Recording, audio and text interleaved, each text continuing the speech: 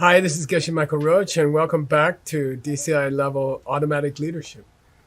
Xin chào, tôi là Geshe Michael Roach và chào mừng các bạn quay trở lại với khóa học lãnh đạo tự động. Today we're going to have a very special roundtable. Ngày hôm nay chúng ta sẽ có một cái buổi thảo luận bàn tròn rất là đặc biệt. And it's my honor to teach together with some of the really best teachers in the world. Và tôi rất là hân hạnh được dạy cùng với lại những người giáo viên giỏi nhất trên thế giới. The first one is Francisco Pujol. Người đầu tiên là Francisco Pujol. He's from Peru. Anh ấy đến từ Peru. And he's one of the directors of Business Network International, BNI. Anh ấy là một trong những giám đốc của mạng lưới kinh doanh quốc tế BNI. He's helping to run the operations all over Latin America. Anh ấy đang giúp điều hành các hoạt động trên khắp châu Mỹ Latin. And this organization has, they say, almost 300,000 members around the world.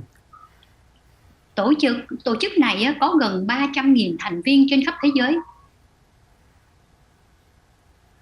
The philosophy of this business organization is givers gain. Those who share with others will get more gain. Triết lý của tổ chức kinh doanh này là cho là nhận. Những người mà biết chia sẻ với người khác sẽ nhận lại nhiều hơn. So it's a great honor for me to have Francisco with us today. Thật vinh dự khi mà Francisco có mặt cùng chúng tôi trong buổi hội thảo luận ngày hôm nay. Secondly, we have Alison Zhou Xiaoping. Người thứ hai là Alison Zhou Xiaoping. She's been my personal assistant in China for about 10 years. Cô ấy là trợ lý cá nhân của tôi ở Trung Quốc trong khoảng 10 năm. She and her partner Stanley Chen started the Future Diamond Company in Shenzhen, China. Cô ấy cùng với lại người bạn đời của mình là Stanley Chen là khởi sự cái công ty kim cương tương lai ở It's a very Trung successful company with two very important branches. Và công ty này rất là thành công với hai cái thương hiệu rất là quan trọng, hai cái chi nhánh rất One là is quan trọng. called China Soft Power. Một cái là chương trình quyền năng mềm Trung Hoa. Training leading Chinese entrepreneurs in the DCI principles. Và dạy cho những nhà chủ doanh nghiệp của Trung Quốc, hàng đầu Trung Quốc là về căn bản kim cương, những nguyên tắc. And they have a great translation company that translates for many different kinds of events and papers all over the world. Và họ có một công ty về phiên dịch rất là tuyệt vời, là thông dịch tất cả những cái sự kiện và những cái tài liệu khác nhau trên khắp thế giới.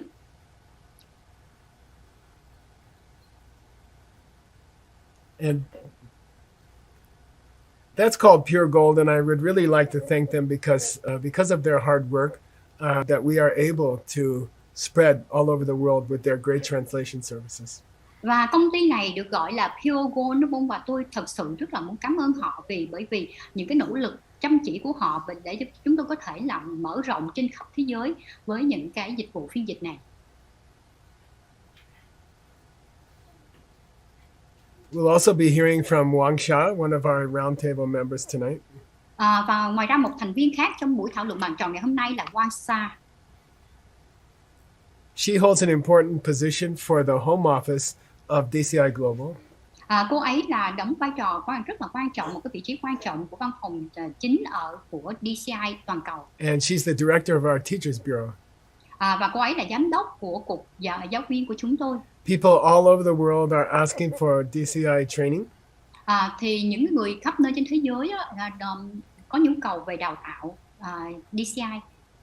And her responsibility is to keep the names and to keep contact with all the DCI teachers around the world, and then to send them to events all over the world. Và trách nhiệm của cô ấy là giữ những cái thông tin về những cái tên, giữ số liên lạc của các giáo viên DCI trên khắp nơi trên thế giới và gửi họ đến cái sự kiện khác nhau ở trên thế giới.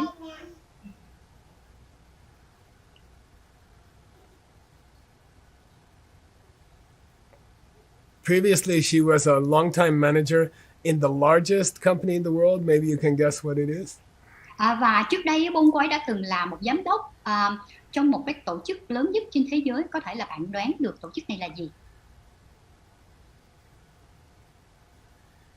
And she has built reading clubs all over China and keeps a broad network of people who are really learning and really learning well because of her work. Và cô ấy cũng đã xây dựng câu lạc bộ đọc sách ở khắp Trung Quốc và giữ được một cái hệ thống mạng lưới rất là rộng rãi để giúp cho mọi người học hỏi và học tốt từ nhờ vào những cái công việc nỗ lực của cô ấy.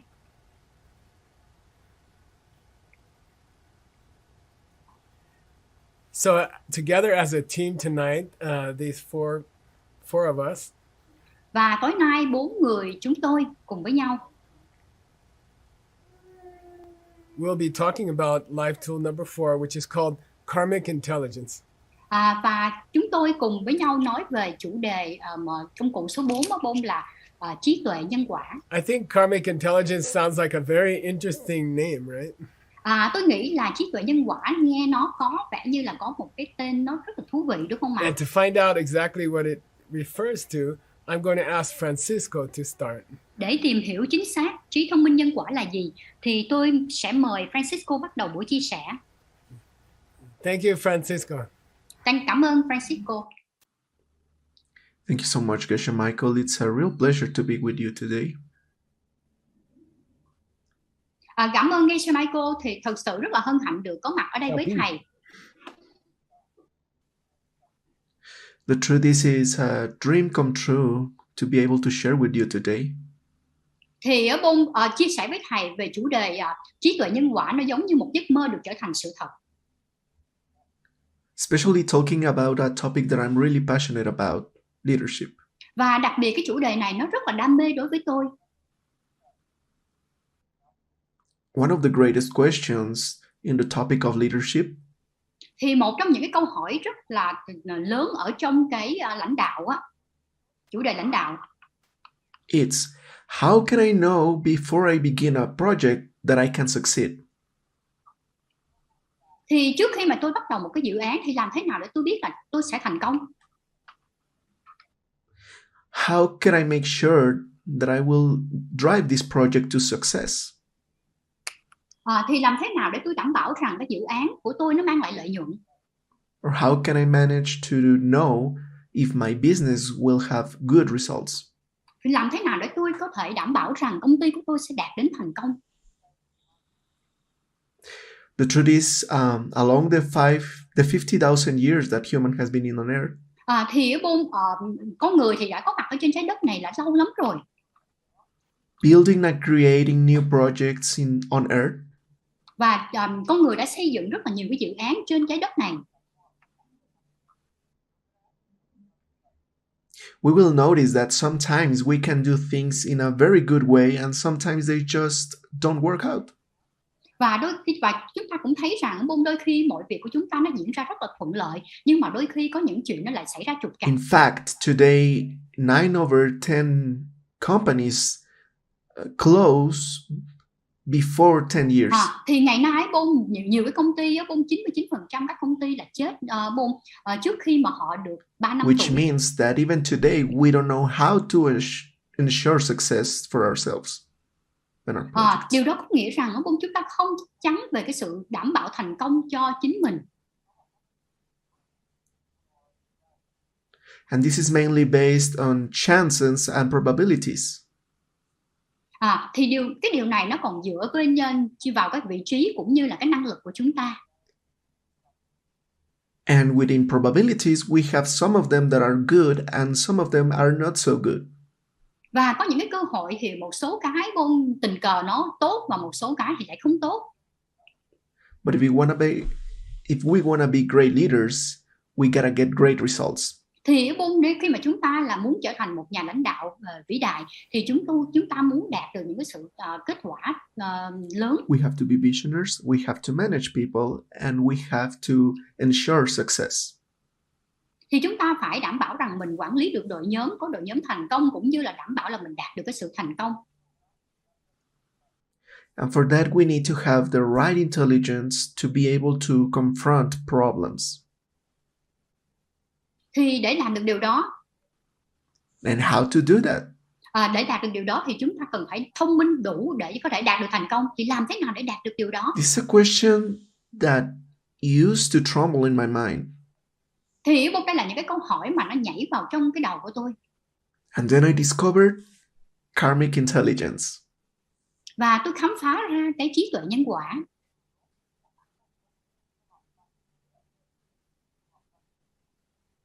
We know that when we have the brains, things are much easier to solve and create. Thì chúng ta biết rằng khi chúng ta có bộ não thì nó giúp cho chúng ta dễ dàng làm việc, làm điều này điều kia But và we đạt được have kết very quả. clear that this is not enough. Và chúng ta cũng rất là rõ ràng rằng là như vậy cũng không có đủ. I have very successful friends in the business world. Và tôi có một cái thương hiệu rất là nổi tiếng trên thế giới.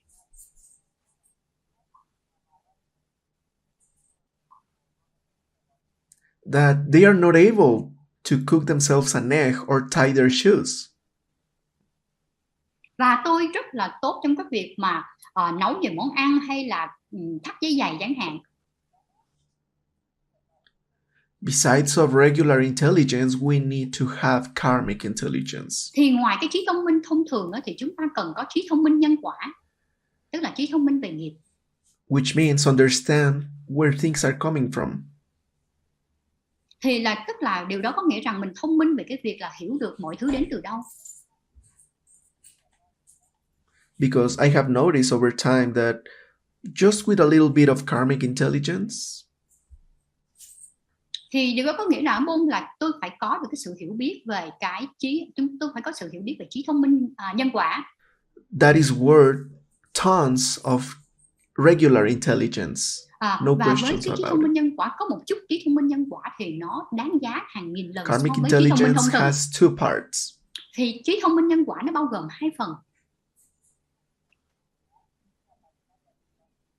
First, that the world that is around us, it's like a white screen. Thì cái đầu tiên là cái phần đầu tiên là cái thế giới xung quanh chúng ta nó giống như một cái màn hình trắng. Everything we see around us, it's created by us. Thì tất cả những gì mà chúng ta nhìn thấy nó được tạo ra bởi chúng ta. And here I'm gonna recall the pen thing. Ở chỗ này tôi sẽ nhớ lại cái câu chuyện nhớ lại cây bút. I know we always tell the pen thing, but it's really important that we understand it. Thì tôi hiểu rằng tôi hiểu được mọi thứ và tôi bắt đầu. We have to remember that when the human comes back in the room, what he sees is a pen. Thì hãy nhớ rằng khi con người bắt đầu bước vào trong căn phòng thì cái mà họ nhìn thấy đó là cây bút. But when the dog comes in, what the dog sees, it's a chew toy. Nhưng mà khi con chó bước vào trong phòng thì nó nhìn thấy đó là đồ chơi. And when both of them come into the room, that thing becomes. Thì khi mà cả hai đối tượng mà bước ra khỏi căn phòng thì cái vật đó nó trở thành một cái hình trụ.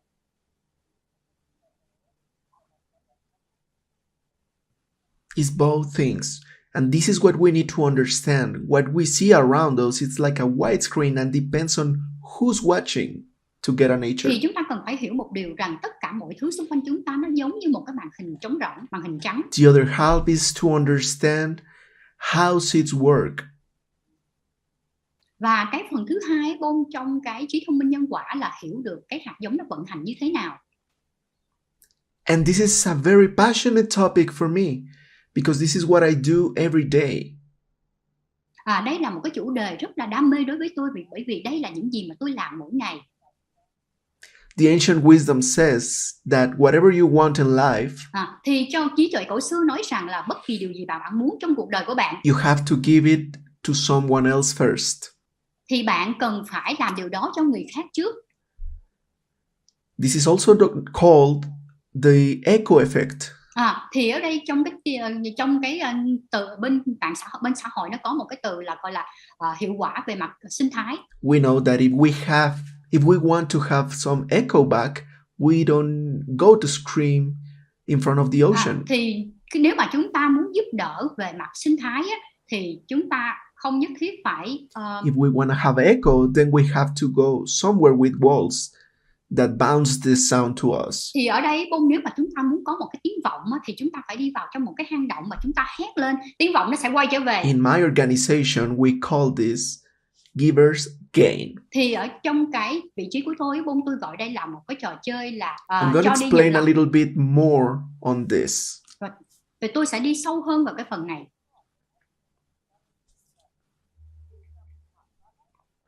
What we do is to gather business people in one same room. Thì những gì chúng tôi làm là tập hợp mọi người vào trong một căn phòng. And we explain to them that the best way to get successful is to help others to be successful first. Và giải thích cho họ hiểu rằng những gì mà chúng ta muốn, chúng ta cần phải giúp đỡ người khác trước. Because it's just common sense that if I help others to be successful, they will wanna do the same for me. Điều này ngay có ý nghĩa bởi vì nếu tôi giúp đỡ người khác, người ta sẽ muốn giúp đỡ tôi lại. And what I love the most about this work and this job and this theory, và cái điều mà tôi nghe về cái lý thuyết này á, tôi thích nhất á, cái phần tôi thích nhất về lý thuyết này, is that the better you understand it, the faster mental seeds open. Thì là nếu mà bạn càng hiểu về điều này, bạn càng đi nhanh á, thì cái hạt giống của bạn nó càng nảy mầm nhanh hơn. And I'm gonna tell a story in which I'm gonna reflect this what I wanna say. Thì bây giờ tôi sẽ kể cái câu chuyện mà nó phản ảnh những cái gì mà tôi vừa mới trao đổi với các bạn. 7 years ago, I met Geshe Michael in the US. Thì cách đây vài năm khi tôi gặp Geshe Michael ở nước Mỹ.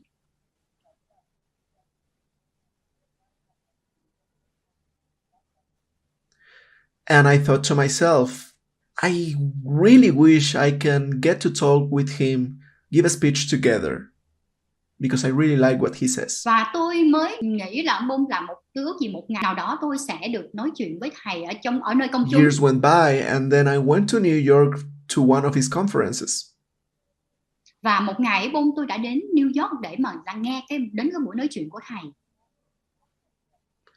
And a very good friend took a picture and put it on my social media. Và tôi đã chia sẻ nó trên cái mạng xã hội. And by accident, a dear friend of mine in Mexico called me really amazed. Và một người bạn của tôi ở Mexico đã gọi điện thoại cho tôi và nói với tôi rằng, and he told me, Frank, do you know Geshe Michael? Because it's been years since I've been trying to bring him to Mexico. Thì Frank anh có biết Geshe Michael không? Tôi muốn đưa Geshe Michael đến Mexico để chia sẻ, để nói chuyện. And I told him, I do know him, and I will try to help you to bring him Mexico to your event. Tôi nói với anh ấy là tôi biết Geshe Michael và tôi sẽ đưa Geshe Michael đến buổi nói chuyện của And anh ấy. finally, we managed to bring him to give a speech in Guadalajara. Và cuối cùng chúng tôi cũng đã sắp xếp để đưa Geshe Michael đến cái buổi đến Guatemala để nói chuyện. The next thing that happened was that I received a call and asked me if I wanted to give a conference with Geshe Michael. Và có một cái sự kiện là Geshe Michael đã gọi điện thoại cho tôi và hỏi tôi có muốn có một cái buổi hội nghị với thầy hay không. Điều đó rất là tuyệt vời. It was amazing to see karmic intelligence with Geshe Michael himself and a dream that I had. Thì trí tuệ nhân quả nó rất là tuyệt vời, đúng không ạ? Và bây giờ tôi được nói chuyện với thầy. For that moment on, I started to use karmic intelligence for everything in my life.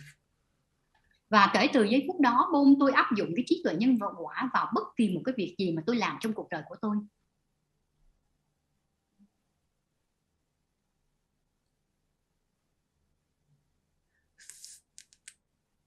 Thank you so much for sharing this with me and giving me the chance to share with you my experience. And I'm give the word now to Xiaoping, and she will talk a little bit further on this. Cảm ơn các bạn. Và bây giờ tôi sẽ chuyển giao cái phần nói chuyện tiếp theo cho cái người bạn tiếp theo của tôi.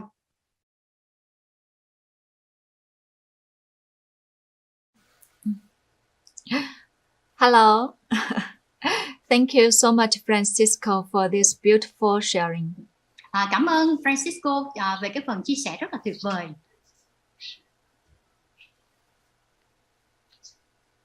I really love to hear his touching stories. Tôi nghe được cái câu chuyện nó rất là chạm của anh ấy. And just now, Francisco introduced us two important parts of karmic intelligence. Lúc nãy thì Francisco có chia sẻ với chúng ta có 2 phần trong cái trí tuệ nhân quả. First part is that the world is like a blank white screen. Phần đầu tiên á Bôn là cái thế giới xung quanh chúng ta nó giống như một cái màn hình trắng trống rỗng. It is just like a crystal diamond. Nó trông giống như là một cái viên kim cương mà pha bằng pha lê. The second part is how we put the seeds there in the first place. Thì ở Bôn, cái phần thứ hai Bôn là làm thế nào để chúng ta đặt cái hạt giống ở đây ngay từ đầu. But now I want to go deeper with all of you here. Và phần này tôi sẽ đi sâu hơn với các bạn. Let's talk about how the world really functions. Thì Bôn, chúng ta sẽ nói về cái việc cái thế giới này nó vận hành như thế nào. Just now, as Francisco explained to us in the pen story, lúc nãy Francisco có nói với chúng ta về cái câu chuyện cái bút, nhắc lại chúng ta cái câu chuyện cái bút. When the seed splits open, khi mà cái hạt giống cái hạt giống cây bút nó nảy mầm, and then a luminous image of a pen comes out, a small image comes out. Lúc đó một cái hình ảnh nhỏ sáng chói bắt đầu nó xuất hiện. And our mind overlays this tiny image onto this calendar. Thì lúc đó cái tâm trí của chúng ta nó mới dán cái hình ảnh đó lên trên cái hình trụ này, cái vật hình trụ. It is just like we are coating the cylinder with honey. Nó giống như chúng ta nhúng cái cây hình trụ này vào trong mật ong vậy, bao bọc nó trong mật ong. Then suddenly we see a pen. Và đột nhiên chúng ta nhìn thấy cái bút. Where before there was only a calendar out there. Trước đó thì nó chỉ là một cái hình trụ, một cái vật hình trụ. So, but how did we put the pen seed there in the first place? Như vậy thì làm thế nào mà chúng ta có thể đặt hạt giống cây bút ở đó ngay từ đầu, lên nó ngay từ đầu? Can you tell me? Can you type in your chat? Bạn có thể nói cho tôi biết được hay không, mà có thể đánh máy cái câu trả lời của mình trên cái phần chat. Yeah, how we put the pens in the first place is because like a month or a week ago, somebody in your office, they need a pen. Thì làm thế nào chúng ta đặt cái hạt giống vào trong cái điều này ngay từ đầu là bởi vì có thể là một tuần hoặc một tháng trước có ai đó trong văn phòng của bạn họ cần một cái bút. Then maybe they need a pen to sign a contract and you take a pen and give it to them. Có thể là họ đang cần cái bút để mà ký cái hợp đồng và bạn đã đưa cái bút của mình cho họ.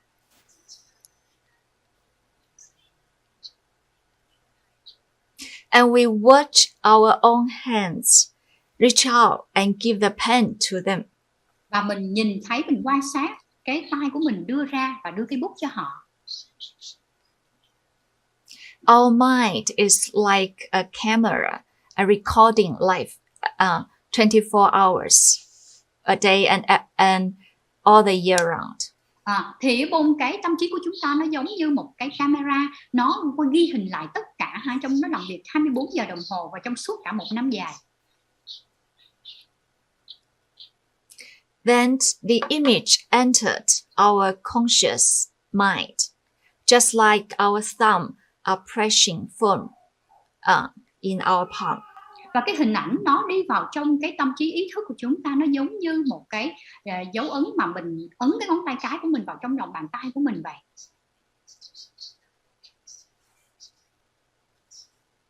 And then very quickly, maybe after a few hours, this imprint will become karmic seeds.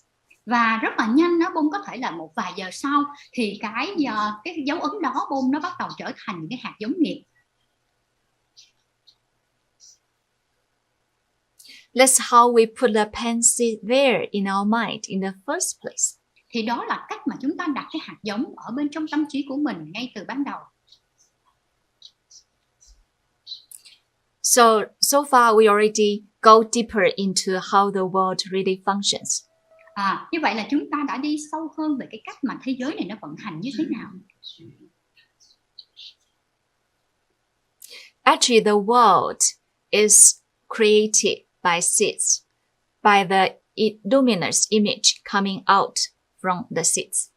Thì cái thế giới này đã được tạo ra bởi những cái hạt giống, và tức là những cái hạt giống mà chói sáng bắt đầu nó xuất hiện, là nó nảy mầm từ những cái hạt giống. Okay, so far, those of you who have already level 1 or the previous 7 levels, you may wonder. Thì như vậy, tất cả các bạn cũng đã học qua cái cấp độ 1, cũng như là có thể là một số người đã học qua 7 cấp độ trước đó. Thì có thể là bạn đang thắc mắc tự hỏi. We already did the pen thing. Why we learned it again, level 8? Are we supposed to talk about automatic leadership? Tại sao chúng ta đã nghe cái câu chuyện Facebook này rồi, tại sao chúng ta lại nghe lại ở trong cái cấp độ 8? Lẽ ra chúng ta nên nói về lãnh đạo tự động mà.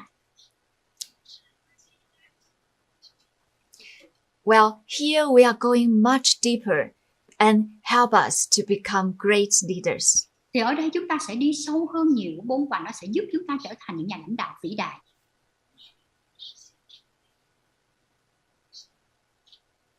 Okay. Now we learn about regular intelligence and comic intelligence. Như vậy là chúng ta đã học qua về cái trí thông minh thông thường và trí thông minh nhân quả.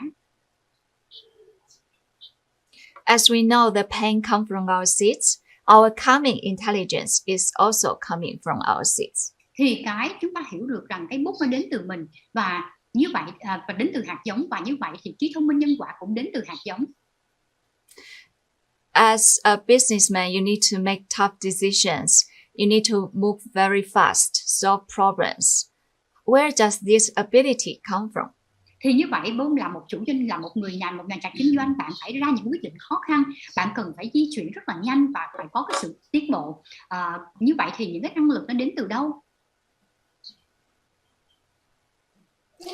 Yes, just like pen, it is coming from our comic intelligence. Thì như vậy, thì nó giống như cây bút, thì nó cũng đến từ cái trí thông minh nhân quả. So right now, I'm going to share with you one big secret of help us to become successful leaders. Bây giờ tôi sẽ chia sẻ với bạn một cái bí mật lớn để mà nó giúp chúng ta trở thành một nhà lãnh đạo thành công. Yeah, it is about understanding seeds will make our seeds grow much faster. Tức là mình ở đây là mình hiểu về hạt giống, và nó sẽ giúp cho cái hạt giống của mình nó tăng trưởng nhanh hơn nhiều. Well, we all heard of Geshe Michael's story. Chúng ta đã từng nghe câu chuyện của Geshe Michael. He never went to business school, not even for one day. Thầy chưa bao giờ đi học ở trường kinh doanh dù chỉ một ngày. But he did help to build the largest diamond jewelry company in the world. Thầy đã giúp một công ty trang sức kim cương lớn nhất thế giới. One of the big secrets is một trong những bí mật lớn nhất là since his early 20s, he spent hours to study the classics every day. Kể từ khi mới 20 tuổi, thầy đã dành hàng giờ để nghiên cứu các tác phẩm kinh điển mỗi ngày. It helps him to understand emptiness and seeds deeper and deeper. Điều đó giúp thầy hiểu được tính không, hiểu được về hạt giống ngày càng sâu sắc hơn. So his comic intelligence has been keep increasing for almost 50 years. Vì vậy, trí thông minh nhân quả của thầy đã không ngừng tăng lên trong gần 50 năm qua. His understanding of how the world works keep increasing every day. Sự hiểu biết của thầy về cách mà thế giới này vận hành tiếp tục tăng lên hàng ngày. That's his big secret to have his business success. Đó là bí quyết lớn của thầy để có được cái sự thành công trong kinh doanh. And now I want to share with you my personal example. Và bây giờ tôi muốn chia sẻ với bạn ví dụ cá nhân của tôi. As you may know, my major in university is English, Linguistics, and Literature. Có thể là bạn biết là chuyên môn chính của tôi ở trường đại học là ngôn ngữ Anh và văn học Anh. English translation. Phiên dịch tiếng Anh. So, like Geshe Michael, I never went to business school. Và cũng giống như Geshe Michael, tôi chưa bao giờ học trường kinh doanh. But in my early 20s, nhưng mà khi mới ngoài 20 tuổi, I was still in university. Lúc đó tôi vẫn còn ở trong trường đại học. But I heard the pen story. I started to learn the DCI principles. Thì tôi bắt đầu nghe được cái câu chuyện cây bút và bắt đầu học về những nguyên tắc của năng đoạn kim cương. And then I start to spend many time to study the classes. Và tôi bắt đầu dành rất là nhiều thời gian để nghiên cứu về những cái tác phẩm kinh điển. And I spent hours every day to translate it. Và tôi dành rất là nhiều giờ mỗi ngày để phiên dịch. So guess what? My understanding of emptiness and seeds also keep increasing. Và hãy đoán xem Bôn, và cái sự hiểu biết của tôi về tính không, về hạt giống, nó tiếp tục tăng lên. So in the past 10 years, I did dedicate a lot of my time and energy to study emptiness. Và như vậy trong vòng 10 năm qua, tôi đã cống hiến rất là nhiều thời gian và cái năng lượng của mình để học về tính không.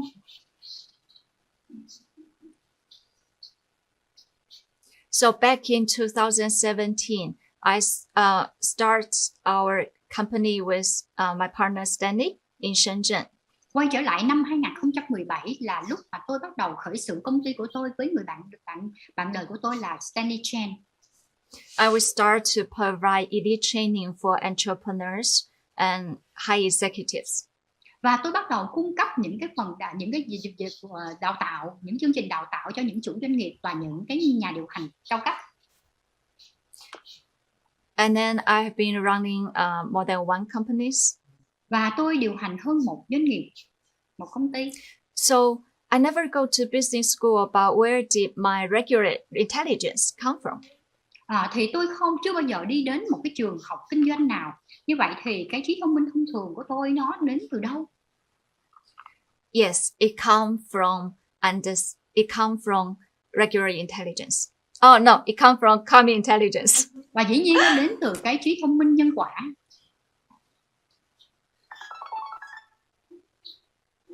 Yeah, so my experience proved that that's how the world works. That's how it is.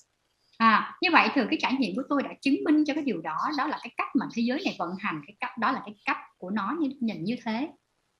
And it really works for me. Và nó thực sự có tác dụng đối với tôi. It helps me to be able to lead different projects. Nó giúp tôi có thể mà chỉ đạo, là dẫn dắt những dự án khác nhau. So I hope that you will be inspired.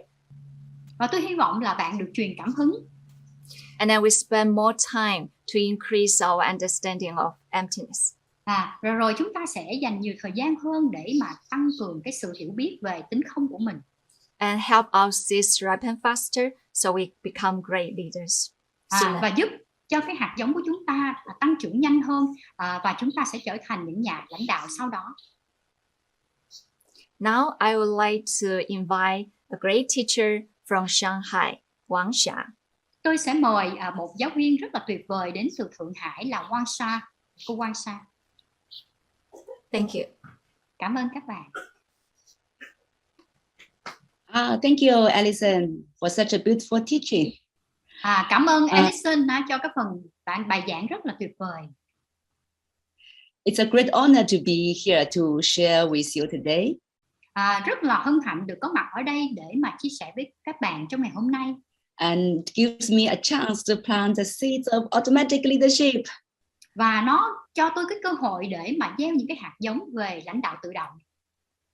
So as Francisco and Alison taught us, Giống như là Francisco và Ellison vừa dạy cho chúng ta.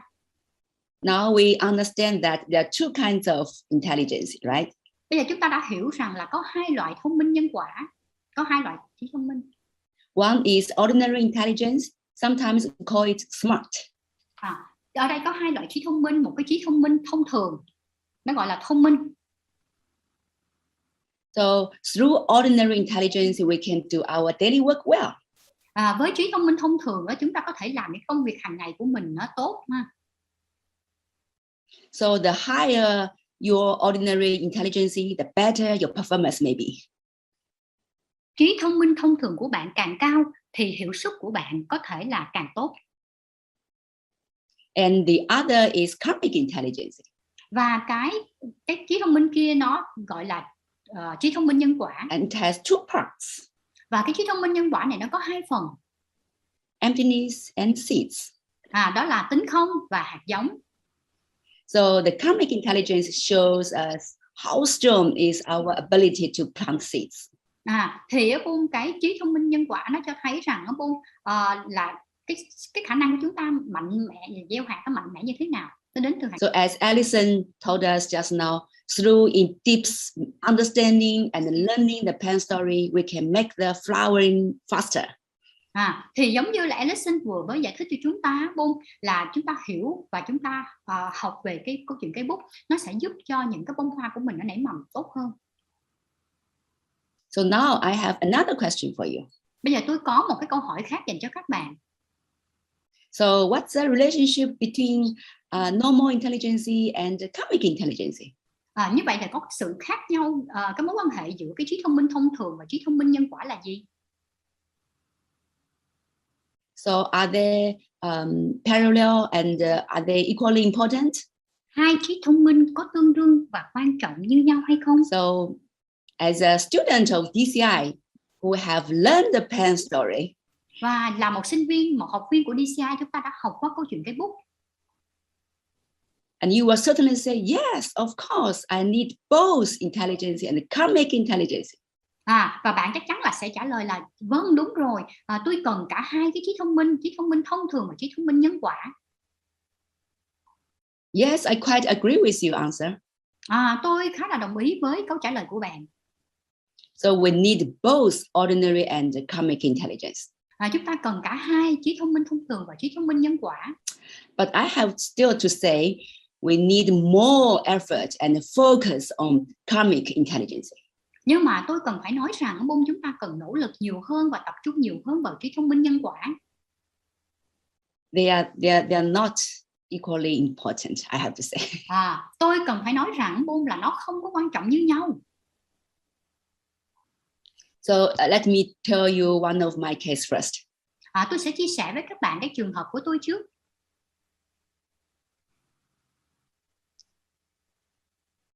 Okay, can you hear me?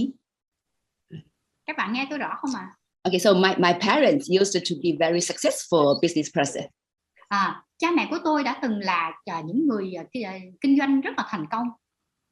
So they lead a team and made a lot of money. Họ dẫn dắt đội nhóm và họ kiếm rất là nhiều tiền. But now, if they were allowed to manage a team of maybe 3 person, nhưng mà bây giờ khi mà họ được cho phép để mà quản lý một cái đội nhóm cho người such as decoration team of their apartment. Đó là một cái đội nhóm mà về trang trí cái căn hộ của họ. Their mind blew up. Thì tâm trí của họ sẽ nổ tung. And if they were allowed to make a maybe $1 billion investment now, và nếu họ được phép đầu tư $1 tỷ vào thời điểm hiện tại, so they would be frightened and stay awake all night, cannot sleep. họ sẽ sợ hãi, thức suốt đêm và không thể ngủ được. So what's happening here? Thì chuyện gì xảy ra ở đây? So as Alison told us just now, như Alison vừa chia sẻ với chúng ta, so the regular intelligence, or we say the smart, the ability to think intelligently, thì là trí thông minh thông thường, tức là mình gọi là thông minh á, thì là nó là cái trí thông minh là giúp cho chúng ta có cái khả năng suy nghĩ. It's also coming out of the seeds of its own. Nó cũng đến từ cái hạt giống của chúng ta. And as we learned in level 1, Và khi chúng ta học ở cấp độ 1, so we say every second 65 seeds of regular intelligence are ripening. Thì chúng ta đã hiểu rằng là cứ mỗi một giây thì 65 cái hạt giống của trí thông minh thông thường đã được nảy mầm. So that is where every second my parents do the business well. Như vậy thì mỗi một cái giây mà cha mẹ của tôi mà kinh doanh thành công á, làm tốt cái việc kinh doanh của họ đó. So they are using 65 seeds of good business. Thì họ đã sử dụng 65 cái hạt giống của cái việc kinh doanh tốt. So with time goes, right? Everybody's getting older. When they're getting old, it's very possible that at some time of their life, they run out of the regular intelligence seeds. Và khi thời gian trôi qua họ trở nên già đi thì có một cái khả năng là những cái hạt giống về trí thông minh thông thường của họ bắt đầu dần dần cạn kiệt ở một thời điểm nào đó.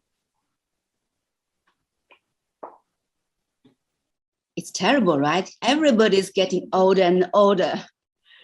Điều đó rất là kinh khủng đúng không mà, khi con người trở nên càng ngày càng già đi, càng ngày càng già đi. So what should I do next? Bây giờ tôi phải làm điều gì tiếp theo bây giờ? So is there a way for us to replenish these seeds, and how can I avoid losing my intelligence as I age? Liệu có một cái cách nào đó để giúp cho tôi là làm mới lại những cái hạt giống và phục hồi những cái hạt giống và tránh đi cái việc mà mất đi cái trí thông minh thông thường của tôi khi mà tôi già đi? So here's a valuable point today, okay? Please stay up. Và bây giờ đây là một cái điểm nó rất là có giá trị, các bạn hãy tỉnh táo ha, hãy ngồi dậy và nghe. So a person's intelligence, regular intelligence, has come from our use of karmic intelligence. Như vậy thì vốn là cái trí thông minh thông thường của một người á, là nó đến từ cái việc mà mình sử dụng những cái hạt giống của trí thông minh nhân quả. So every time we consider how the seeds for our normal intelligence are being planted by thinking or by recognizing how the word comes from our karmic seeds. Thì mỗi lần mà chúng ta xem xét làm thế nào những cái hạt giống mà của cái trí thông minh thông thường của mình nó được gieo bằng nó được sử dụng thông qua cái việc mà mình suy nghĩ, mình nhận ra là cái thế giới này nó đến từ cái hạt giống nghiệp của mình như thế nào. So we are practicing karmic intelligence and we are planting more regular intelligence. Và khi mà chúng ta thực hành cái trí thông minh nhân quả là chúng ta đang gieo hạt giống để có được cái trí thông minh thông thường nhiều hơn.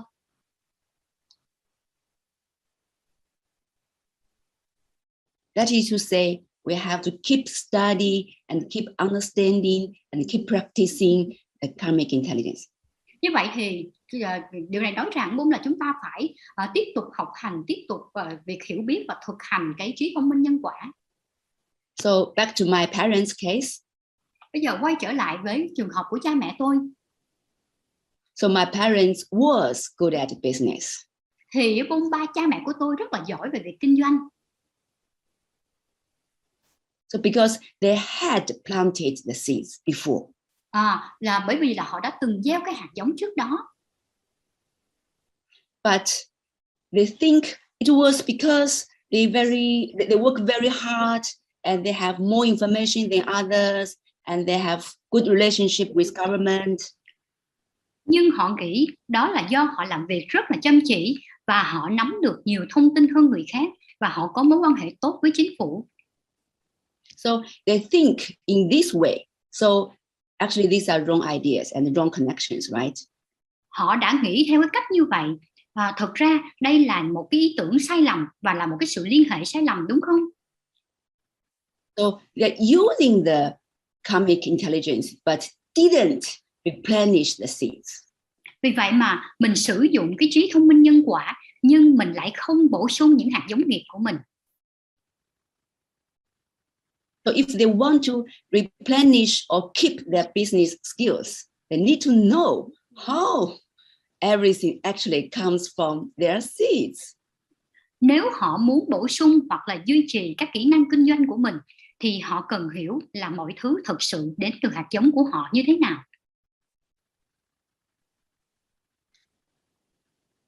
So I always encourage them. You see, you are same age with Sketch Michael Roach. Vì vậy mà tôi luôn động viên khích lệ họ. Ba mẹ thấy đấy, ba mẹ bằng tuổi với thầy Michael Roach. So if Sketch Michael can continue doing great business, nếu thầy Michael có thể tiếp tục kinh doanh tốt đó, then definitely you have the chance, as long as you learn the way he taught. Thì chắc chắn là ba mẹ có cơ hội, miễn là ba mẹ học theo cái cách mà thầy đã dạy. So as long as you study the pen story I told you, miễn là ba mẹ học cái câu chuyện cây bút mà con đã kể cho ba mẹ. And as long as they think, oh, everything actually comes from the seeds, every time they think it over, I think you have the chance. Miễn là họ nghĩ là mọi thứ đến từ hạt giống, và mỗi khi mà ba mẹ nghĩ đi nghĩ lại về điều đó đó, thì con nghĩ là ba mẹ có cơ hội. So you know what's happening now? Và bạn biết là chuyện gì đang xảy ra bây giờ không? So every time I call them, they always ask me, did you plant the seeds? Did you do your coffee meditation?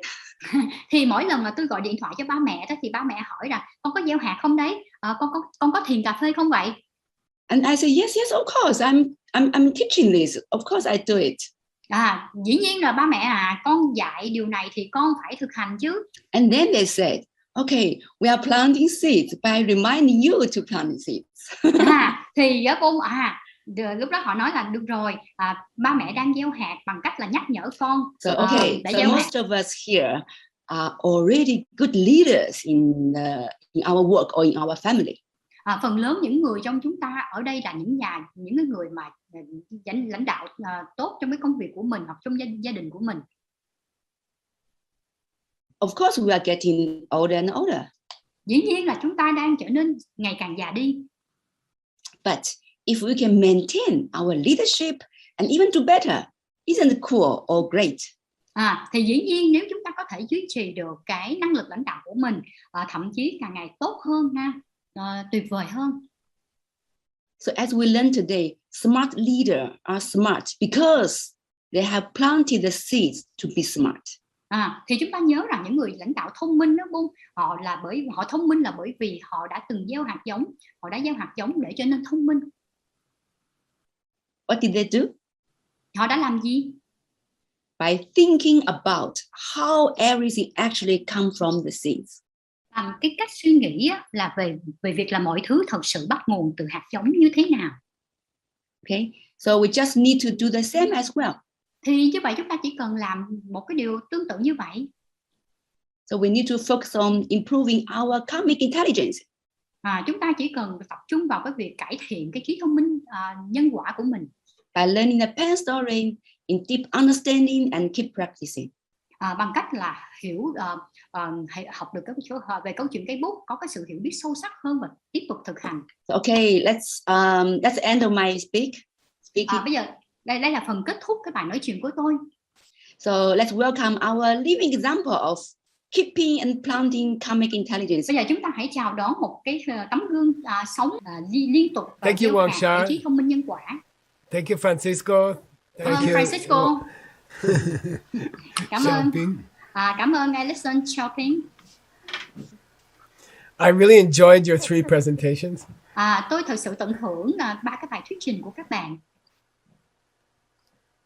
I'll tell you what I heard from Wang Sha especially. Và tôi kể cho các bạn nghe là khi mà tôi nghe câu chuyện đến từ Wang Sha, đặc biệt là Wang Sha. When you share with other people about karmic intelligence, khi bạn chia sẻ về trí thông minh nhân quả với người khác, then you plant the seeds to have more people talk to you about karmic intelligence. Thì bạn đã gieo hạt giống để bạn nghe nhiều người hơn nói về trí thông minh nhân quả với bạn. So it's very pleasant for Grandpa. Thì thật sự đó là một cái niềm vui của một người ông. To sit here and listen to people who have come to these programs in the past. Để mà ngồi đây Bôn và lắng nghe những người đã đến những cái chương trình này trong quá khứ. To see what great teachers they have become. Và sau đó là nhìn thấy là họ đã trở thành những giáo viên tuyệt vời như thế nào. What I really enjoy is that the basic information is exactly the same and very correct. Thật sự Bôn tôi thật sự là rất là tận hưởng vì những cái thông tin cơ bản mà những gì mà họ dạy nó rất là chính xác, nó rất là. But when we have these roundtable discussions, và khi mà chúng ta ngồi trong cái hội nghị bàn tròn như thế này á, thảo luận bàn tròn như thế này, we get to hear from a great businessman from Latin America. Thì chúng ta nghe được từ một cái người kinh doanh đến từ châu Mỹ Latin. We get to hear from a young lady who used this at a young age and already has a actually more successful company than I do. Chúng ta đã được nghe từ một người phụ nữ trẻ đã sử dụng cái điều này khi còn trẻ và thực sự có một cái công ty thành công hơn tôi. Then we hear from an executive of of the largest company in the world. Và chúng ta đã nghe từ một giám đốc điều hành của một trong những công ty lớn nhất trên thế giới. And I think what you can learn from this presentation. Và tôi nghĩ là những gì mà bạn học từ cái phần thuyết trình này. All of us can learn about karmic intelligence. Tất cả chúng ta đều có thể học về trí thông minh nhân quả.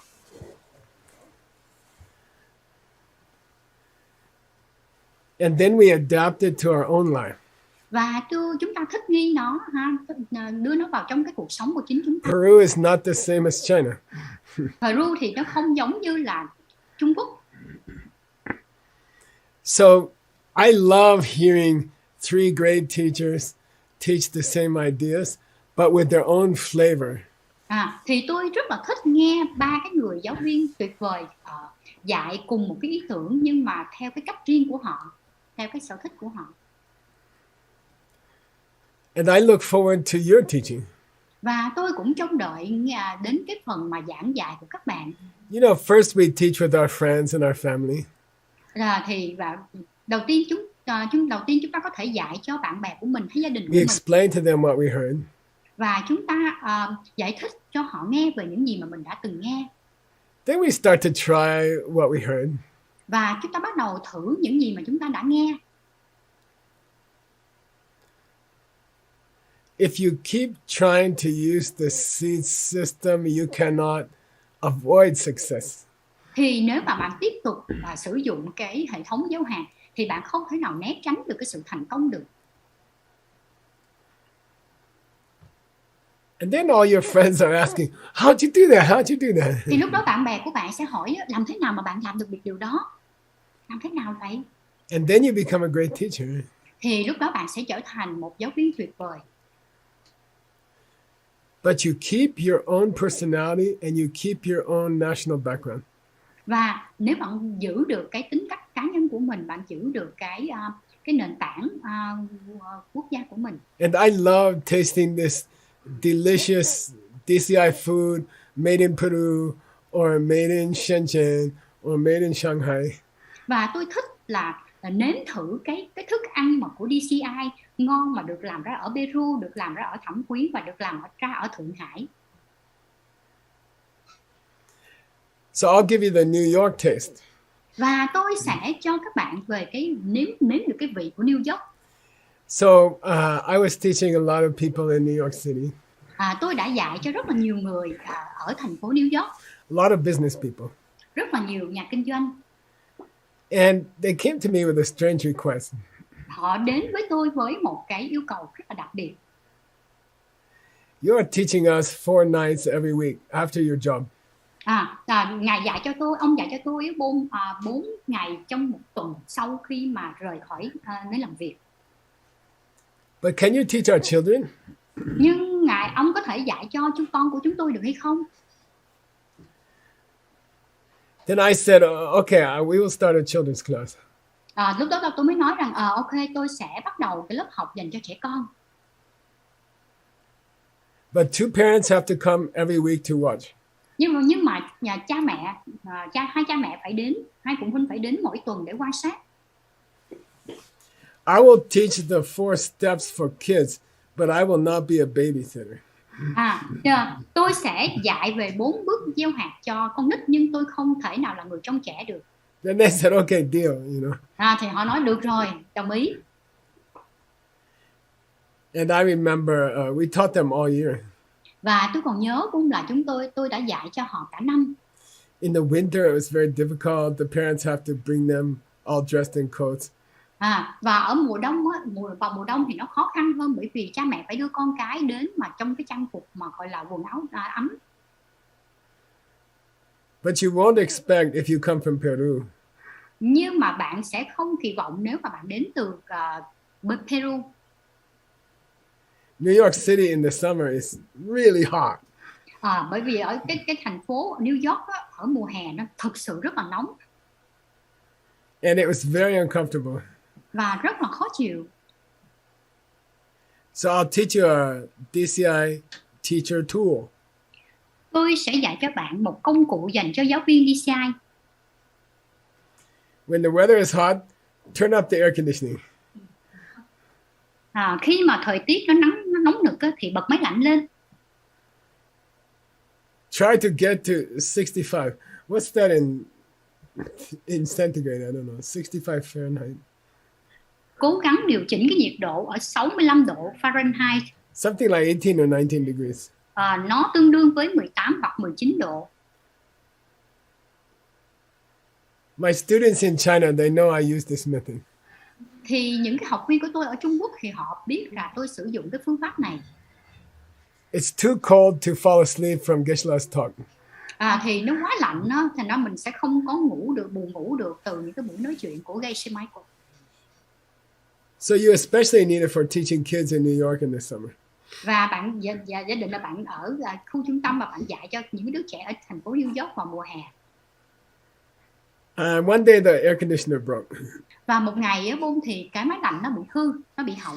And it was very high up in the window. Và cái máy lạnh thì nó nằm ở trên cao, ở phía trên cửa sổ. So Grandpa has to climb up on the ladder. Và cái người ông này phải leo lên cái thang. He's trying to fix the air conditioner. Và người ông cố gắng là gọi là sửa cái máy lạnh. The kids are acting more and more crazy because Grandpa's not watching them. Và những cái đứa trẻ thì bắt đầu nó trở nên nó phá phách nhiều hơn, bởi vì lúc đó người ông này không có quan sát, không có trông chúng được. And finally, one little boy is pulling on my pants leg. Và cuối cùng một đứa trẻ nó mới lại nên kéo cái quần của tôi. I'm like, Johnny, don't do that. Thầy Mai thầy không nên làm điều đó, đừng làm như vậy. Grandpa's gonna fall down. Con đừng có làm điều đó, bởi vì con làm như vậy thì ông sẽ bị té. Then he's like, Grandpa, what are you doing? Ông đang làm như vậy, ông đang làm gì vậy? I said, I'm fixing the air conditioner. Tôi nói là ông đang sửa cái máy lạnh. Then he's, leave me alone, you're gonna make me fall. Con hãy để cho thầy yên, nếu không là con làm cho thầy bị té ngã đấy. Then he's like, Grandpa, that's not right. Lúc đó bé đó nó mới nói rằng điều đó không có đúng. I said, what do you mean it's not right? Ý con là gì khi con nói là không đúng? That's not how you fix the air conditioner. Đấy không phải là cái cách mà mình sửa máy lạnh đâu mà. Then I'm like, well, how do you fix the air conditioner? Như vậy thì làm thế nào mà con sửa được cái máy lạnh được? Grandpa, go outside. Ông cần phải đi ra ngoài. Walk up and down the street. Đi dọc theo cái con phố á. Try to find another person whose air conditioning is broken. Ông phải tìm một cái người nào đó mà cái máy lạnh của họ cũng bị hư á. Help them to fix their air conditioning. Thì ông giúp cái người đó sửa cái máy lạnh của họ. Then our air conditioning will never break. Thì lúc đó cái máy lạnh của chúng ta sẽ không bao giờ mà bị hư. Then I'm like, lúc đó tôi in America we say from the mouth of babes, from the mouth of children. Trong cái tiếng Anh nó có một cái thành ngữ là những cái lời You can find the truth. Chúng ta có thể tìm thấy được sự thật. And what he said is the essence of karmic intelligence. Okay. Và tất cả những gì mà đứa bé nó nói á, nó là cái tinh túy của cái trí tuệ nhân quả. I'll say it three ways. Tôi nói theo nó là có 3 cách. All day long, Trong cả một ngày dài, when you think you want something, khi bạn nghĩ rằng bạn cần một cái gì đó, your first thought should be, who can I help to get this thing? thì bạn nên có một cái suy nghĩ đầu tiên của bạn nó phải là mình nên giúp ai để có được điều này. That's if you want something. Đó là nếu bạn muốn một cái điều gì đó. If there's something happening that you don't like, Nếu như có một ai đó mà bạn không có thích, someone is bothering you, một ai đó làm phiền bạn, then karmic intelligence is, have I done this to somebody else recently? thì như vậy cái trí thông minh nhân quả của mình lúc này nó sẽ là liệu mình đã từng làm cái điều này với ai đó khác hay không? And then stop doing it. Thì sau đó là mình phải dừng cái việc đó lại. Đừng dừng Now, việc làm đó lại. if you want to just enjoy life, Và nếu như bạn muốn là tận hưởng cái cuộc sống của mình, and something beautiful is happening in your life, và nếu như một điều gì đó tuyệt đẹp đang xảy ra trong cuộc sống của bạn, then you should say, I'm so glad I helped so and so. khi đó thì bạn nên nói là tôi rất vui vì tôi đã giúp được người này, người này, người này. If you want something, Nếu bạn muốn điều gì đó, who should I help? tôi nên giúp ai? If you want to stop something, Nếu bạn muốn dừng cái việc gì đó lại, am I bothering somebody the same way? có thể là tôi đã làm phiền ai đó trước đây theo cái cách giống như vậy. And if you really want to enjoy your life, Và nếu bạn muốn tận hưởng được cái cuộc đời của mình, karmic intelligence means, thì cái trí thông minh nhân quả có nghĩa là I'm so glad I helped somebody recently, tôi rất là vui, tôi thật là vui khi mà tôi đã giúp được ai đó gần đây. which is coffee meditation. Thì đó là thiền cà phê. These three are karmic intelligence. 3 cái trí thông minh nhân quả này, Use them all day long. hãy sử dụng nó trong suốt cả ngày dài của bạn. Okay. If you enjoyed our other teachers, Francisco, Xiaoping, Wang Xia, Nếu bạn tận hưởng, thích thú những cái bài giảng của các giáo viên của chúng tôi, Francisco, Xiaoping và Wang Sa, they have amazing programs. họ có những chương trình rất là tuyệt vời. Just go on the DCI Global website Thì bạn hãy đi xem, truy cập cái trang web của DCI Global, or send us a note and we'll tell you how to get in touch with them. thì hãy hoặc là gửi cho chúng tôi một vài cái ghi chú, tôi sẽ cho các bạn biết, chúng tôi sẽ cho các bạn biết làm thế nào để liên lạc với họ. And you can enjoy the programs that they're teaching. They are great teachers around the world. Thì lúc đó bạn có thể tận hưởng cái chương trình của họ, và họ đang dạy những cái chương trình rất là tuyệt vời trên thế giới. Okay, thank you guys and see you at the next life tour. Cảm ơn các bạn và hẹn gặp các bạn trong cái công cuộc sống tiếp theo.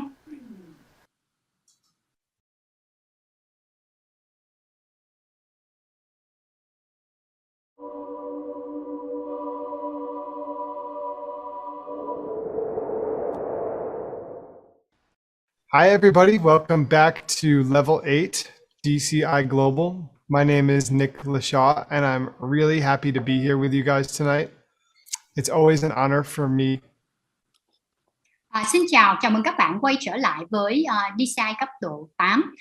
Và tôi là Nick Lashaw, và tôi rất là hân hạnh được chia sẻ với các bạn trong chương trình It's always an honor for me to have the chance to share a DCI life tool. tôi luôn luôn có được cái cơ hội để được chia sẻ những cái công cụ cuộc sống của nay đoạn kim cương. And today we're going to talk about what it takes to be a great leader. Thì ngày hôm nay chúng ta sẽ nói nhiều hơn về cái mà làm thế nào để mình trở thành cái điều mà chúng ta cần. We've been talking a lot about karmic intelligence. Có thể là chúng ta đã nghe qua về cái trí thông minh nhân quả. And we're going to share some specific ways of how to use our karmic intelligence and some other skills. Và có thể là chúng ta sẽ học thêm về cái cách mà sử dụng cái trí thông minh nhân quả cũng như là những cái kỹ năng khác. So basically, if you want to be a great leader, this life tool, this talk is extremely important. So please listen. Nếu mà bạn thấy rằng cái điều này nó rất là quan trọng thì đây là một cái công cụ cực kỳ quan trọng. Thành ra hãy vui lòng lắng nghe cái công cụ này. So you guys have been hearing a lot about karmic intelligence. Các bạn đã nghe nhiều về cái trí thông minh nhân quả. And one of the most important things that we can do with this kind of understanding is not get stuck in diamond deals. Thì một trong những cái điều quan trọng nhất mà mình có thể làm với cái sự hiểu biết này á, là mình không có bị mắc kẹt trong cái One of the gọi là giao dịch qualities kim of a cương. great leader is to understand how to be decisive. Thì một trong những cái phẩm chất của một nhà lãnh đạo vĩ đại á, là phải hiểu được làm thế nào để trở nên quyết đoán. And a lot of times when we are faced with a decision, we go through a long process of weighing different factors. Thì khi mà chúng ta gặp cái tình huống là mình phải mất nhiều thời gian để ra quyết định, chúng ta phải cân nhắc, cân đong đo đếm về những cái yếu tố khác nhau. We have to consider the positives and the negatives of all the different decisions that we can make.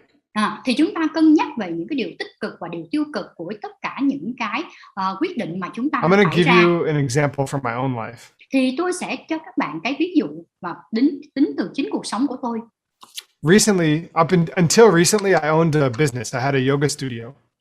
Cho đến gần đây thì trước đó là tôi sở hữu một cái phòng tập yoga.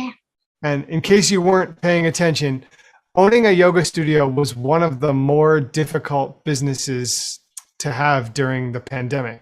Thì nếu các bạn không chú ý thì các bạn sẽ thấy, nếu các bạn chú ý các bạn sẽ thấy rằng cái việc mà duy trì một cái phòng tập yoga trong cái quá trình đại dịch á, Many thì rất là khó studios khăn. closed. Rất là nhiều cái phòng tập yoga phải đóng cửa. Many people lost a lot of money. Rất nhiều người mất rất là nhiều tiền. And our yoga studio was struggling. Và cái phòng tập yoga của chúng tôi cũng rất là chật vật. We had to close. Chúng tôi phải đóng cửa. A lot of clients were afraid to come out. Và có rất là nhiều khách hàng ngại là phải ra. We also, before we made some money from offering massage, and then we couldn't get any massage therapists to come back. Bởi vì trước đó chúng tôi cũng kiếm tiền từ cái việc mà chúng tôi có cái phần mà đưa dịch vụ và massage, nhưng mà chúng tôi không thể áp dụng cái việc massage, chúng tôi không thể nào kêu gọi. And I was already in a lot of quay trở debt về. from opening the studio. Và tôi cũng phải mắc nợ rất là nhiều từ cái việc mà mở cái studio này. And so I was faced with some difficult decisions. Và tôi phải đối mặt là với những cái quyết định khó khăn. Do I close the studio and lose a lot of money? Là tôi có nên đóng cửa cái phòng tập và mất rất là nhiều tiền hay không? Or do I find a lot more money and invest it and turn it into a juice bar or something like that?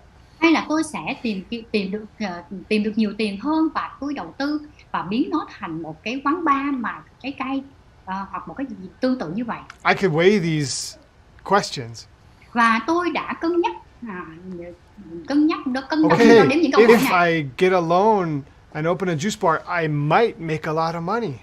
Thì có thể là nếu mà tôi một mình và tôi phải mở một cái quán bar mà về nước ép, và có thể là tôi kiếm được rất là nhiều tiền. But if I close down, then I can focus my energy on other things and I don't have to worry about it anymore. Và nếu mà tôi đóng cửa nó lại thì tôi sẽ không tôi có thể tập trung năng lượng của tôi vào những cái việc khác và tôi không cần phải lo lắng về nó nữa. But I will lose a lot of money. Nhưng mà tôi sẽ mất rất là nhiều tiền. But if I open a juice bar, I will be in more debt. Nhưng mà nếu tôi mở một cái quán bar về cả nước ép thì tôi lại mắc nợ nhiều hơn. So what to do? Như vậy tôi phải làm gì? What if I have karmic intelligence? Như vậy nếu mà tôi có được trí thông minh nhân quả thì sao? If I have karmic intelligence, I'm going to look for a third option. Và khi mà tôi có cái trí thông minh nhân quả thì tôi sẽ đi tìm kiếm một cái sự chọn lựa thứ ba. So plant the seeds for both of those things to work out. Why not? Như vậy thì tại sao mà mình không thể nào mà mình gieo cái hạt giống để cho cả hai cái chọn lựa này nó có tác dụng? Okay, if I plant the seeds, Nếu tôi gieo cái hạt giống then I won't be stuck wondering which decision is correct. thì tôi sẽ không bị mắc kẹt, không bị vướng vào cái tình huống là cái quyết định nào nó đúng hơn. If I have the seeds, the decision will come clear to me. It will appear.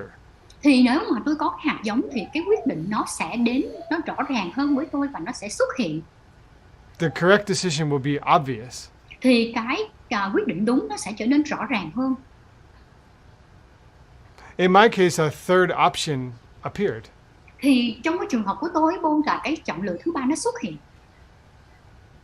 I planted a lot of seeds, Tôi đã gieo rất là nhiều cái hạt giống. supporting other people's businesses, Tôi hỗ trợ cái công việc kinh doanh của người khác. supporting other people who are going through difficult times, Hỗ trợ những cái người mà họ đang trải qua những cái giai đoạn khó khăn. and then I did not expect this, but 3 different people came and offered us money for the yoga studio. Và tôi đã không kỳ vọng về điều đó, nhưng mà rồi có 3 người khác nhau đã đến và đề nghị mua tiền, đưa ra tiền để mua lại cái. I thought during the COVID pandemic, nobody would do this. Nobody would offer money for this. Và thường á Bôn là trong cái giai đoạn mà đại dịch Covid á, thì chẳng có ai mà đưa ra một cái đề nghị mà bỏ tiền ra để. But we got to choose which person, whose money to take. Thì lúc đó chúng tôi chỉ việc chọn lựa là mình sẽ chọn ai trong 3 người này Bôn là nhận tiền của họ. So it seems like the decision was made for me. Dường như là rõ ràng là dường như là ở đây là cái quyết định nó tự ra cho tôi luôn. And like when I'm in that situation, it seems like, oh yeah, that option was always out there, you know. I just didn't think of it. Và trong cái trường hợp của tôi Bôn là tôi thấy rằng ở Bôn là cái chọn lựa đó nó luôn luôn có sẵn ở đó và mình không cần phải nghĩ về nó. But it's not even like that. Nhưng mà nó không phải hẳn là như vậy. We created it. We created this situation of somebody offering us money for the studio. Mà là chúng ta đã tạo ra một cái tình huống để có người đề nghị mua lại cái phòng tập yoga của chúng ta. So that's what a third option is. Thì đó được gọi là chọn lựa thứ ba. And when you're a leader, you're going to be we are all faced with a lot of decisions all the time. Thì các bạn thấy là khi mà mình là lãnh đạo, mình luôn luôn phải đối mặt với lại những cái quyết định. If you get a chance to look at the Level 8 manual, there's a lot of really cool examples of situations where you can work for a third option. Thì nếu mà bạn có cơ hội để mà đọc cái tài liệu trong cái tài liệu Căn Động Kim Cương cấp độ 8 thì có rất là nhiều cái ví dụ tuyệt vời ở đó để bạn có thể xử lý và chọn. One example that I like from the manual is it talks about somebody who he's supposed to go camping with his family the next day. Thì trong đó có một cái ví dụ của Bôn là về một cái người đàn ông của Bôn là muốn đi cắm trại với gia đình vào cái ngày hôm sau. And he works for a company. Và anh ấy làm việc cho một công ty. And the same day that he's supposed to go camping with his family, he gets a call from this client that he's been trying to land for a long time. Và Bôn vào cái ngày mà anh ấy dự định là sẽ đi cắm trại với gia đình của mình á, thì anh ấy nhận được một cuộc gọi của khách hàng mà cái người khách hàng này anh ấy đã chăm sóc trong rất là nhiều năm, trong một thời gian dài.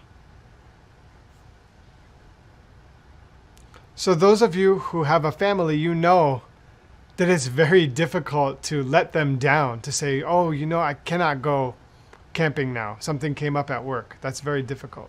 Và Bôn khi mà bạn có gia đình thì bạn biết là rất là khó mà để làm cho gia đình mình thất vọng. Mình biết rằng mình không thể nào mà nói với họ rằng là hôm nay anh không thể nào đi cắm trại với em được, gia đình mình được. Và anh phải đi làm việc ngay. And those of you who have a job with a corporation, you know that it's even more difficult to say to your boss, I cannot meet this extremely important client tomorrow. Và nếu mà những người mà đang làm việc cho một cái tập đoàn, một công ty nào đó thì bạn biết là sẽ khó hơn khi bạn nói với sếp của mình là tôi không thể nào đến gặp cái người khách hàng cực kỳ quan trọng này vào ngày mai được. So this is like a really difficult situation. thì đây nó thật sự là một cái tình huống nó rất là khó khăn. What are we supposed to do in that situation? Như vậy chúng ta phải làm gì trong cái tình huống như thế này? If we have karmic intelligence, Nếu chúng ta có trí thông minh nhân quả, and if we're a DCI global practitioner, nếu mà bạn là cái người mà thực hành năng đoạn kim cương, we will think along the lines of finding a third option. thì chúng ta sẽ suy nghĩ buông về cái hướng là phải tìm kiếm một cái sự chọn lựa thứ ba. Because we don't want to be stuck choosing between two bad choices. Remember this? Thì bởi vì chúng ta không muốn mắc kẹt giữa hai cái chọn lựa tồi tệ. Chúng ta còn nhớ cái công cụ này không ạ? We don't want to have to choose between either letting our family down or letting down our company. Không muốn chọn lựa giữa cái việc mà làm gia đình mình thất vọng hay là làm khách hàng mình thất vọng. There has to be another way. Nó phải có một cái cách nào khác. So what I would do in this situation, Như vậy tôi sẽ làm gì trong tình huống này? we don't have a lot of time, right? Chúng ta không có nhiều thời gian đúng không ạ? It's the camping trip was supposed to be the next day. Bởi vì cái việc mà đi cắm trại là nó phải diễn ra vào ngày mai. So sorry, what I would do in this situation, I would remember all the times that I have supported other people when they needed to go on vacation. Và tôi ở trong cái tình huống này á, là tôi phải nhớ lại những cái lần mà tôi đã từng giúp đỡ người khác đi du lịch, đi nghỉ dưỡng. And I would do really strong coffee meditation on that. Và tôi sẽ thực hành thiền cà phê mạnh mẽ về những hạt giống này. I remember I used to work at a clothing company. Tôi còn nhớ là tôi có làm việc, tôi đã từng làm việc cho một công ty về quần áo. And my friend worked there with me. Và một cái người bạn làm việc ở đó cùng với tôi. And a few times he had to go out of town. Có một vài lần đó, anh ấy phải đi ra khỏi thị trấn. So I did his work and my work. One time for 2 weeks, I did both of our work the whole time. Và tôi đã phải làm công việc của anh ấy và là cả làm cả công việc của tôi trong một lần ở trong 2 tuần lễ. Là tôi làm công việc của cả hai người trong suốt cái thời gian đó. And I was happy to do it. Và tôi rất là vui vẻ khi làm cái việc đó. Actually, at that time, I really wanted to work for DCI. This is a long time ago. Và vào cái thời điểm đó, tôi thực sự muốn làm việc cho DCI bởi vì đây là cái thời điểm mà cách đây lâu lắm rồi. And I would try to take everybody's work at the company. Và tôi cố gắng nhận cái công việc của người khác ở trong công ty. Because I was trying to plant the seeds to work for DCI and it worked. Và bởi vì lúc đó tôi mong muốn được làm việc cho DCI và thật sự điều đó nó có tác dụng. Tôi gieo hạt. I used to do all kinds of stuff. One time I flew to LA and back in the same day to go do something for someone else there. Và có một tôi đã làm rất là nhiều thứ và tôi đã từng bay qua Los Angeles và quay trở về trong cùng một ngày để làm một cái điều gì đó khác cho người khác.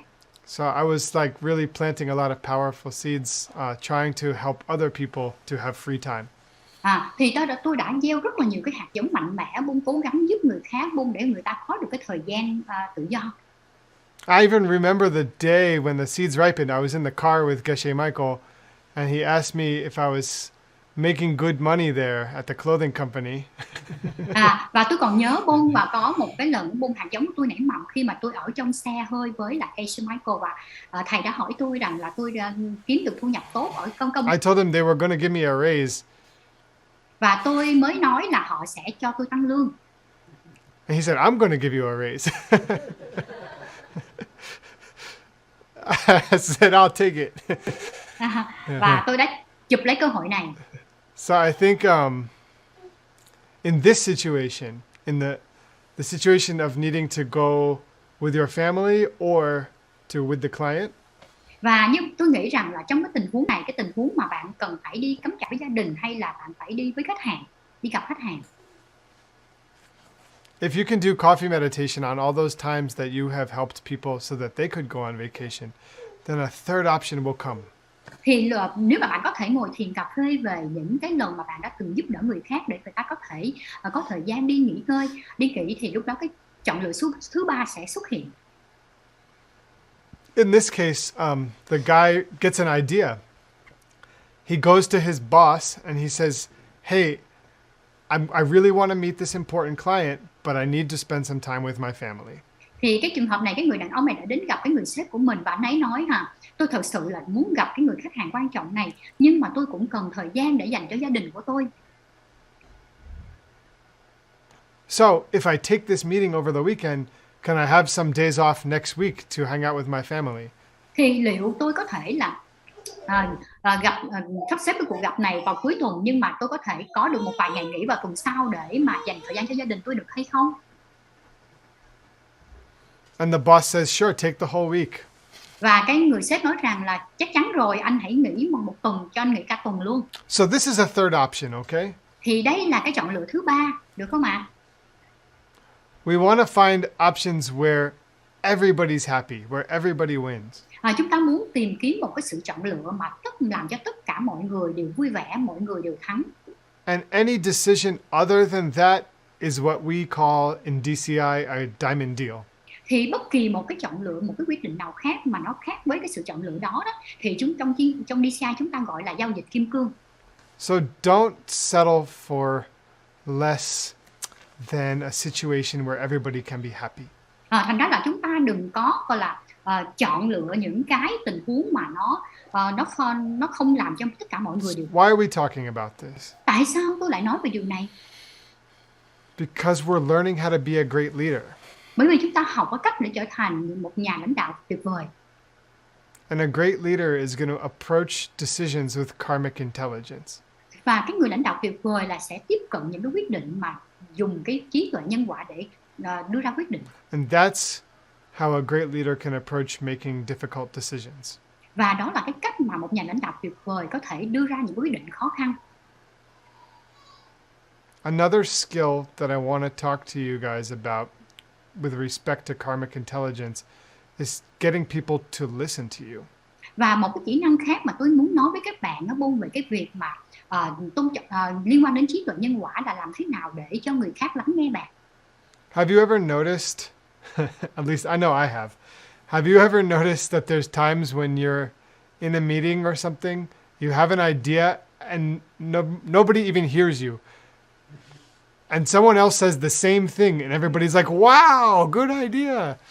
Và tôi không biết là các bạn đã từng có tình huống là bạn có một cái ý tưởng mà các bạn trình bày ra nhưng mà không ai muốn lắng nghe cái ý tưởng của bạn cả. Trong khi người khác có trình bày cái ý tưởng tương tự thì mọi người là wow, đó là một ý tưởng rất là hay. Or something that happens to me is I say something and then everybody's like, no, that's totally wrong. And then somebody else says, sorry, go ahead. Và cái điều này nó xảy ra với tôi là khi mà tôi trình bày một cái ý tưởng và mọi người nói là cái điều này nó không đúng. And somebody else says the same thing with like one different word and everybody's like perfect. Và người khác cũng trình bày một cái ý tương tự như vậy nhưng mà chỉ có thay đổi một cái từ thôi thì người khác lại là đúng rồi, hoàn hảo. Why does this happen? Tại sao cái điều này xảy ra? Some people listen to them no matter what they say. People agree with them. They have the power to be a leader. Thì mọi người lắng nghe cái người đó cho dù họ nói gì đi nữa thì mọi người đều đồng ý với họ. Họ có cái sức mạnh để trở thành một nhà lãnh đạo. Họ có quyền năng để trở thành. And some people are very intelligent, but for some reason people are not interested to listen to them or to follow them. Và có những cái người thì rất là thông minh nhưng mà vì một lý do gì đó mà người ta không có quan tâm lắng nghe họ hay là đi theo họ, làm theo họ. If we're trying to improve ourselves as leaders, we should understand why this is happening and we have to use karmic intelligence. Và nếu chúng ta đang cố gắng để cải thiện chính mình, cải thiện cái năng lực lãnh đạo của mình thì chúng ta cần phải hiểu tại sao cái điều này nó xảy ra và chúng ta cần phải sử dụng cái trí tuệ nhân quả. So, there's a famous correlation. Thì có một cái mối tương quan rất là nổi tiếng. If we want to be leaders, we have to avoid speaking uselessly. We have to avoid useless speech. Là nếu chúng ta muốn trở thành lãnh đạo thì chúng ta phải tránh cái việc mà nói những cái lời vô bổ vô nghĩa. Meaningless talk creates a big obstacle to people listening to you. Thì những lời nói mà vô nghĩa đó thì nó sẽ tạo ra những cái trở ngại rất là lớn để cho mọi người trong cái việc mà mọi người lắng nghe bạn. So what is useless talk? Thì những cái lời nói vô nghĩa là gì? Like one example that's very common is just like telling people the news that you saw on TV. Và một cái ví dụ của Bông là nó rất là phổ biến, đó là mình kể cho người khác nghe những cái tin tức mà mình xem ở trên TV. Of course, once in a while there's something that you need to know that's on the news. Dĩ nhiên thỉnh thoảng thì có những cái tin tức mà bạn cần phải biết ở trên TV. But I would say that 99% of what you hear on the news is just garbage. And if you really think about it, you're not missing anything if you don't watch it, and certainly don't need to repeat it. Thì nếu mà bạn có thể xem kỹ, bạn sẽ thấy là 99% những cái thông tin ở trên TV là những cái thứ rác rưởi, và nếu mà bạn bỏ lỡ những cái buổi xem những cái tin tức đó thì nó cũng chẳng ảnh hưởng gì đến bạn cả. I mean, I think about it just with like these things, right? These phones. Về cái điều này nó giống như là cái điện thoại này. I can go on Facebook or any social media and waste an hour. Tôi có thể là lên trên Facebook hoặc là những cái trang mạng xã hội và phí phạm cả giờ đồng hồ của mình. And in the moment, it feels like I have to do this. It's so important.